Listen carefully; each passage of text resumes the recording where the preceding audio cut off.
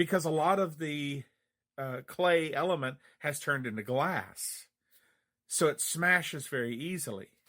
It is not as strong, not as rigid, not as long-lasting as something that slowly cures through a lower temperature, through sunlight, intense sunlight.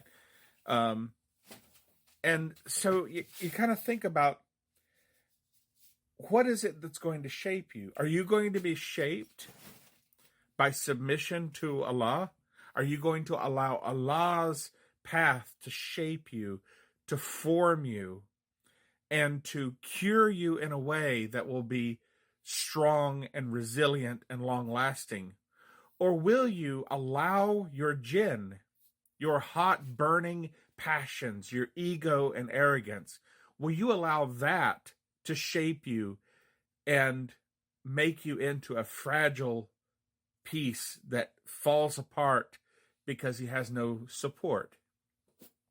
So playing with these ideas in my head and thinking about the way that Allah speaks to us in the Quran and the word choices that are used that are so significant. And so this is why it's important for us as Muslims, as students of Allah, to look at how Allah has presented information to us, to look at the word choices of the Quran.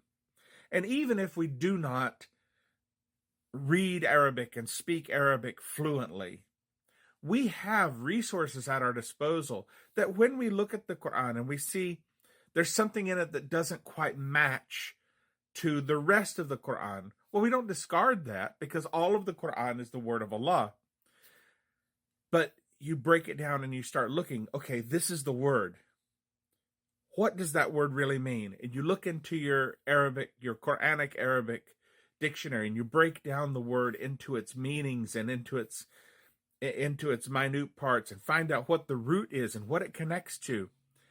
And this all goes back to how the Quran was revealed to Rasulullah sallallahu alaihi wasallam.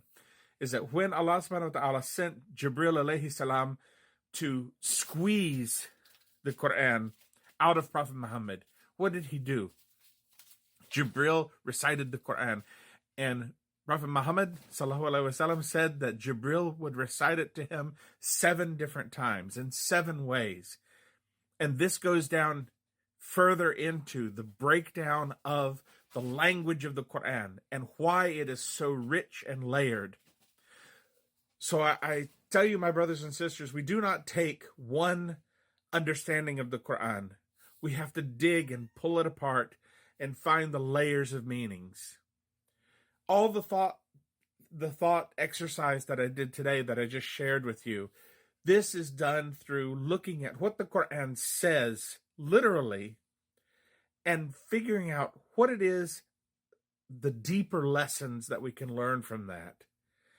And it is not haram for us to seek knowledge. You know, when I was a Christian, I would ask my pastor when things would confuse me in the Bible, why is it like this? And he got to a point where he said, you know what our great leader Billy Graham said, that a good Christian does not ask, a good Christian obeys. This is what I was told. But as a Muslim, when I go to the Imam and I say, Brother Imam, I have a problem with this. It doesn't make sense. Do you know what the Imam does? Every single Imam, every single scholar, everybody that I have ever learned from in Islam has said, well, brother, let's sit down together and let's analyze the Quran. Seek knowledge. Seek perfection through the path of Allah, and do not give in to your jinn. Assalamu alaikum rahmatullahi wa barakatuh. Jumu'ah Mubarak. And as always, free Palestine.